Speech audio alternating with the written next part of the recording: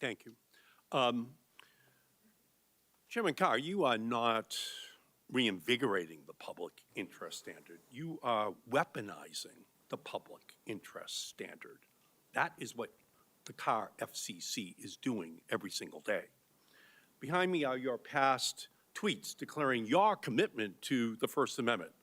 You even defended political satire, saying in 2022, it challenges those in power, and that's why people in influential positions have always targeted it for censorship. That's why your threats against ABC and Disney over Jimmy Kimmel's political monologue were so outrageous. And here's what you said. In September of 2025, as the chairman of the FCC, we can do this the easy way or the hard way. These companies can find ways to change conduct or take action, frankly, on Kimmel, or there's going to be additional work for the FCC ahead. Now, that statement was roundly condemned across the political spectrum. Chairman Cruz called it dangerous as hell. Chairman Carr, do you regret making that statement, yes or no? Senator Markey, thank you for the question. My job is to enforce the law as passed by Congress. That includes a public interest standard, and broadcast TV is fundamentally different than any other media. We have a news distortion rule. Do you regret making that statement?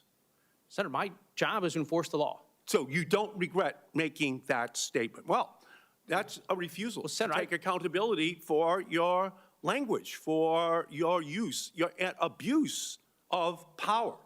You will not say that you made a mistake. For example, in your response to my oversight letter in September on the Kimmel incident, you repeatedly stated that the media companies made their own decisions in preempting and suspending Kimmel.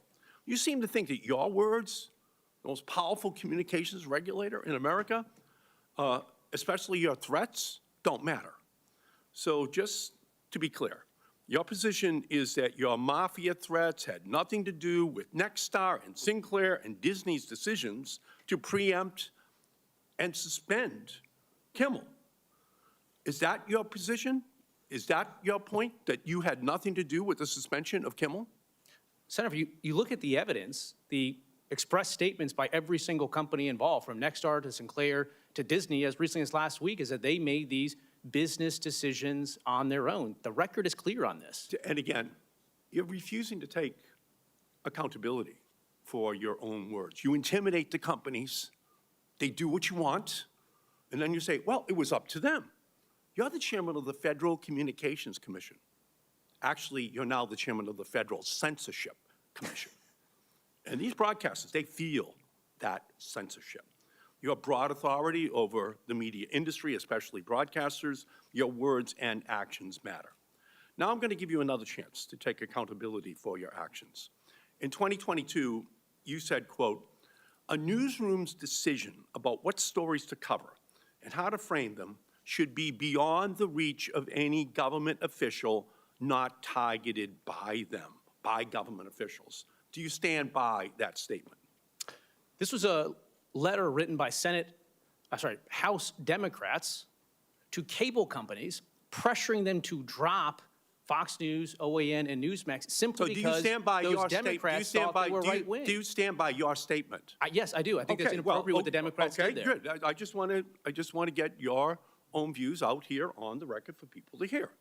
So in February, under your leadership, the Federal Communications Commission opened an investigation into a San Francisco radio station over its coverage of a federal immigration raid. A FCC investigation is a big deal for a local station. In a worst-case scenario, the FCC could shut down the station by revoking its license. In fact, you have repeatedly suggested over the past year that the FCC could revoke station licenses. Yet this investigation was based solely on the news content of the radio station's coverage of an immigration raid.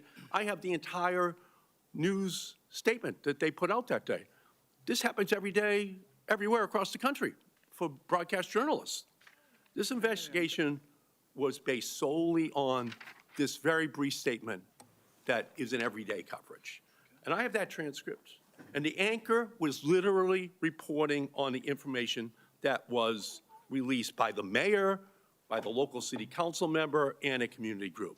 So you're telling me that reporting on statements from public officials and a community group is grounds for an FCC investigation? Senator, the concern there in the report was that there may have been interference with lawful ICE operations, and so we were asking questions about what happened. This was a period of time, remember, when ICE agents were being attacked, their locations, undercover locations were being disclosed. There is nothing in here that discloses anything. There's no risk to anyone except. And they can the provide risk, that to us. No, the risk that it's posed here is to you, to the broadcast journalist coverage. That's what really happened. The news journalists were just covering an important news story. And some conservatives were upset by the coverage. So you use your power as FCC chair to hang a sword of Damocles over a local radio station's head. And that's precisely what you warned about in 2022, the government targeting a newsroom's editorial decision. Well, guess what happened? The station demoted the anchor who first read that news report over the air and pulled back on his political coverage. You got what you wanted. One former journalist at the station said, "Chilling effect does not begin to describe the neutering of our political coverage." That's what you wanted, that's what you got, but it affected stations everywhere. So just let me say again, the neutering of our political coverage, this is government censorship, plain and simple. Was it a mistake in retrospect for you to say that, to instigate an investigation of that San Francisco radio station? Was that a mistake? Senator, if broadcasters understand, perhaps the first time in years, that they're going to be held accountable to the public interest, to broadcast hoax rules, to the news distortion policy, I think that's a good thing. I don't have a poster board, but listen, in 2018, you signed this letter right here to the FCC. You signed a letter to the FCC asking us to investigate Sinclair's news activities. You said investigate Sinclair's news activities. And you know what happened after that? Over 227 licenses were up for renewal or due during the Biden years. Almost none of them were renewed after your letter. Your letter produced the results that we're seeking. Chairman Carr. Madam Chair. Well, you're well over your time here, so. A lot of it is because. Well, no, it's not, because I looked at the clock and you were already 2 minutes over. All right, but so I'll just finish, Madam Chair. He is turning the Federal Communications Commission into the Federal Censorship Commission. It's a betrayal of the FCC's mission. You should resign, Mr. Chairman. You are creating a chilling effect Do you on regret sending broadcast us a letter in journalism's 2018 ability. asking the Senator Markey, FCC please. to investigate There's a lot of people on Sinclair's this committee. news activities? Thank you. Do you Thank regret Chairman Carr, sending us a please letter asking us to please suspend. investigate Chairman Sinclair's Carr, news we'll move to the activities? next question. Senator Sullivan.